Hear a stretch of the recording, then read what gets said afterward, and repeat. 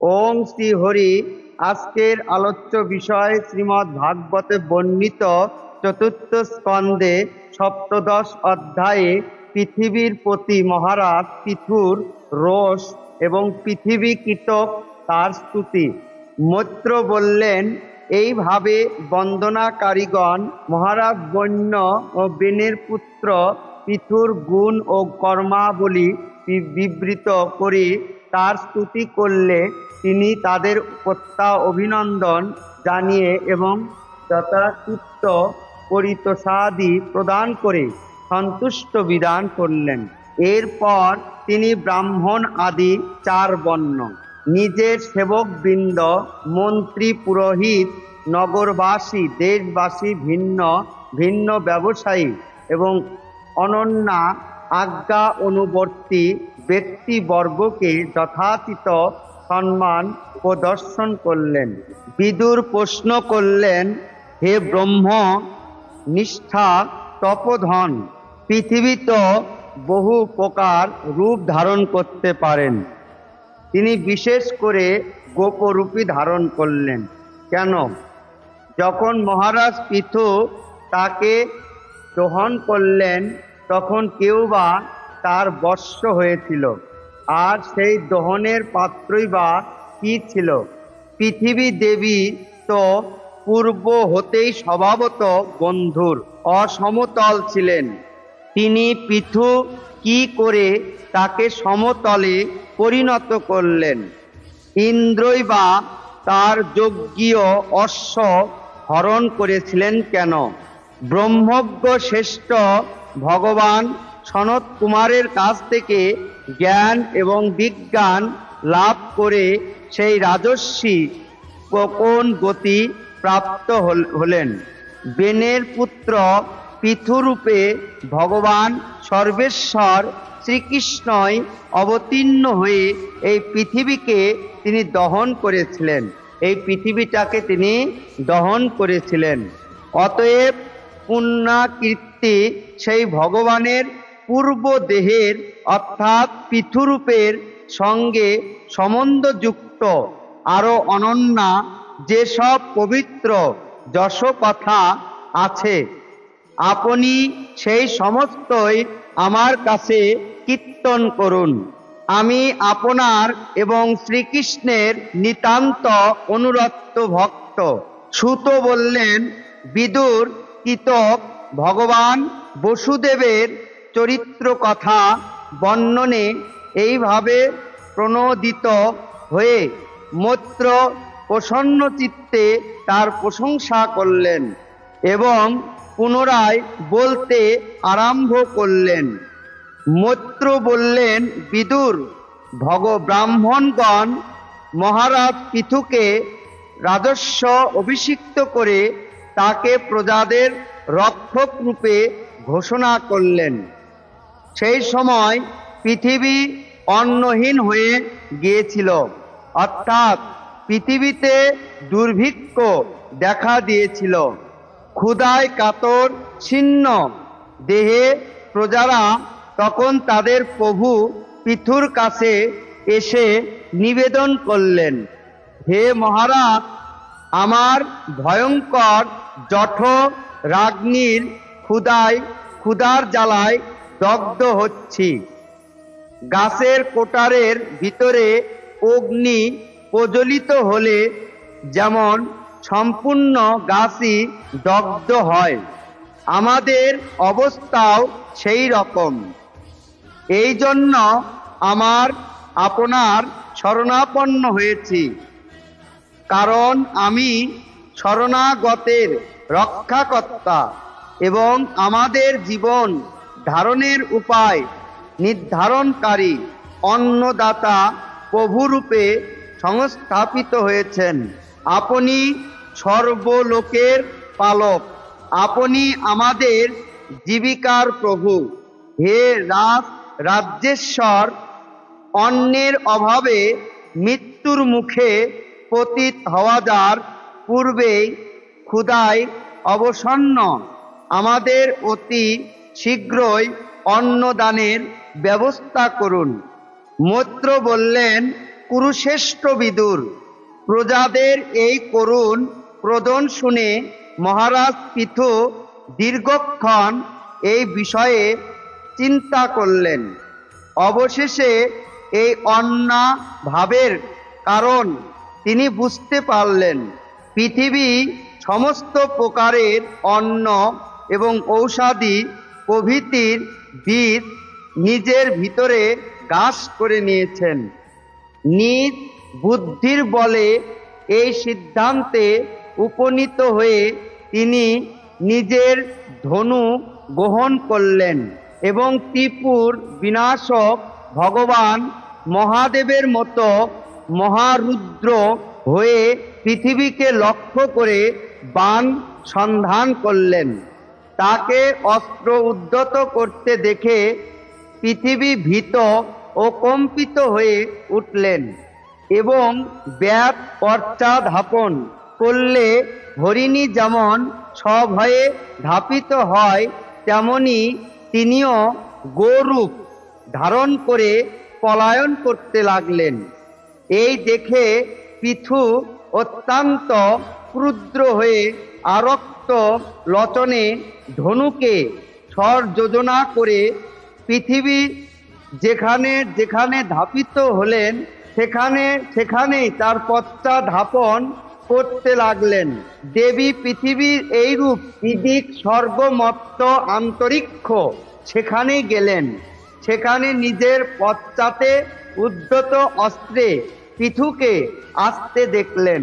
যেমন মৃত্যু থেকে কেউ পরিত্রাণ পায় না, সেইরূপ তিনিও ত্রিভুবনে কোথাও বেনের পুত্র পৃথুর থেকে রক্ষা পেলেন না, রক্ষাকর্তা আশ্রয়দাতা পেলেন না। তখন একান্ত ব্যস্ত ও দুঃখিত হৃদয়ে তিনি পলায়নের চেষ্টা থেকে নির্বৃত্ত হলেন এবং মহাভাগ পৃথুকে বলতে লাগলেন, হে ধর্মজ্ঞ এবং শরণাগত বৎসল্য মহারাজ, আপনি সর্বপ্রাণীর রক্ষায় সদা তৎপর। আপনি আমাকে রক্ষা করুন। আমি অত্যন্ত দীন এবং নিরপরাধ। আপনি আমাকে বধ করতে চাইছেন কেন? তাছাড়া আপনাকে তো ধর্মজ্ঞ বলে মনে করা হয়। তাহলে স্ত্রীলোক আমাকে আপনি কিভাবে বধ করতে পারেন? মহারাজ, স্ত্রীলোক যদি কোনো অপরাধ করে তাহলে সাধারণ জীব তাকে আঘাত করে না। তাহলে স্ত্রীলোক যদি কোনো অপরাধ করে সাধারণ জীব তাকে আঘাত করে না। তাহলে আপনার মতো দয়ালু দীন বৎসল্য ব্যক্তি কি করে এরূপ অন্যায় কাজ করতে পারেন? আমি তো প্রকৃতপক্ষে একটি দৃঢ় নৌকা স্বরূপ, যার উপরে ভর করে সমগ্র জগৎ অবস্থান করছে। আমাকে বিতীর্ণ করে আপনি নিজেকে বা আপনার এই প্রজা পুজ্যকে অসীম জলরাশির মধ্যে কিভাবে ধারণ করবেন? পৃথু বললেন, পৃথিবী, তুমি আমার শাসন উল্লঙ্ঘন করছ। তুমি দেবতারূপে যজ্ঞের ভাগ গ্রহণ করে কিন্তু তার পরিবর্তে আমাদের অন্নদান করছ না। এই জন্য আমি তোমাকে আজ বধ করব। যে গাভী প্রতিদিন সবুজ ঘাস ভক্ষণ করে কিন্তু স্তন দুগ্ধ দান করে না, সেই দুষ্টা গাভীর প্রতি দণ্ডবিধান অনুচিত, এমন কথা বলা যায় না। তুমি সেইরূপ দুষ্টা গাভী, সুতরাং তোমার প্রতি দণ্ডবিধানই উচিত হবে। পুরাকালে সৃষ্টিকর্তা স্বয়ম্ভু ব্রহ্মা যে সকল ঔষধি বীজ সৃষ্টি করেছিলেন, সেই সবই তুমি নিজ দেহে রুদ্র করে রেখেছ এবং আমাকে অবজ্ঞা করে সেইগুলিকে এখন নিজের থেকে সৃষ্টি করছো না। তোমার নিতান্তই দুর্বুদ্ধি হয়েছে। আমি আমার বাণের দ্বারা তোমার দেহ ছিন্ন ভিন্ন করে তোমার মেয়েদের দ্বারা আমার এই ক্ষুধাতুর দুঃখ পীড়িত প্রজাদের করুণ ক্রোধন আমি শান্ত করব। যে অধম জীব কেবল স্বার্থ সাধনেই মগ্ন, নিজের পুষ্টি যার একমাত্র লক্ষ্য এবং অন্য প্রাণীদের প্রতি যার বিন্দুমাত্র সহানুভূতি নেই, সেই পুরুষ স্ত্রী অথবা ক্লিপ যাই হোক না কেন, তাকে বধ করা রাজাদের পক্ষে বধ না করারই সমান। অর্থাৎ সেই বধে রাজার কোনো দোষ হয় না। তুমি অত্যন্ত দুর্বিনীতা এবং মত্তা হয়েছ, মায়া বলে এখন গাভীর রূপ ধারণ করছ। আমি আমার বাণের দ্বারা তোমাকে তিল তিল করে খণ্ডিত বিখণ্ডিত করব। তারপর আমি নিজের যোগ বলেই এই প্রজাদেরকে ধারণ করব। এ কথা বলতে বলতে পৃথুর মধ্যে ক্রোধের আবেশ হলো। তখন সাক্ষাৎ যমরাজের মতো সেই করাল ক্রোধময় মূর্তিধারী পৃথুকে দেখে পৃথিবী কম্পিত দেহে প্রণাম করে গীতাঞ্জলি পুটে বলতে লাগলেন। পৃথিবী বললেন, আপনি সাক্ষাৎ পরম পুরুষ, আপনাকে নমস্কার। আপনি মায়া দ্বারা অনেক প্রকারের শরীর ধারণ করে গুণময় রূপে পতিত হন, কিন্তু বাস্তবিক পক্ষে নিজের স্বরূপ অনুভূতির স্তরে আপনি অধিভূত, অধ্যক্ষ ও অধিদেব সম্বন্ধীয় অহংবোধ এবং তার থেকে জাত রাগ দোষ প্রভৃতি থেকে সম্পূর্ণই মুক্ত সেই আপনাকে আমি পুণ্য নমস্কার করি। আপনি সমস্ত জগতের বিধাতা সৃষ্টিকর্তা। আপনি এই ত্রিগুণোত্তক সৃষ্টি রচনা করছেন এবং আমাকে সর্বজীবের আশ্রয় রূপে নির্মাণ করছেন। আপনি সর্বপ্রকারের স্বতন্ত্র, স্বেচ্ছাধীন, অন্য কারো বশবর্তী নন। সেই আপনি যদি অস্ত্র উদ্ধত করে আমাকে বধ করতে উপস্থিত হন, তাহলে হে প্রভু, আমি আর অন্য কার কাছে আশ্রয় নেব? কল্প আরম্ভে আপনি আপনাতেই আশ্রিত নিজের অনির্বচনীয় মায়া দ্বারা এই চরাচর জগৎ সৃষ্টি করছেন এবং সেই মায়াকে আশ্রয় করেই আপনি এর পালনে তৎপর রয়েছেন। আপনি তো ধর্মপরায়ণ, তাহলে গোরূপধারিণী আমাকে বধ করতে ইচ্ছা করছেন কেন? আপনি এক হয়েও মায়ার বশে অনেক রূপে প্রতিভাত হন। আপনি ব্রহ্মাকে সৃষ্টি করে তার দ্বারা এই বিশ্বজগৎ সৃষ্টি করছেন। আপনি সাক্ষাৎ সর্বেশ্বর। অজিতেন্দ্রিয়ের পক্ষে আপনার লীলার ধারণা করা অসম্ভব, কারণ তাদের বুদ্ধি আপনার দুর্জয় মায়ার প্রভাবে বিভ্রান্ত। আপনি পঞ্চভূত ইন্দ্রিয়াধিষ্ঠাত্রী দেবতা। বুদ্ধি এবং অহংকার রূপ নিজ শক্তি সম্মেদ দ্বারা ক্রমানুসারে জগতের উৎপত্তি স্থিতি এবং প্রলয় সংঘটিত করে থাকেন। ভিন্ন ভিন্ন কার্যের প্রয়োজনে ভিন্ন ভিন্ন সময়ে আপনার শক্তি সমূহের আবির্ভাব এবং তিরোভাব ঘটে। আপনি সাক্ষাৎ পরম পুরুষ, জগদ্ধিধাতা।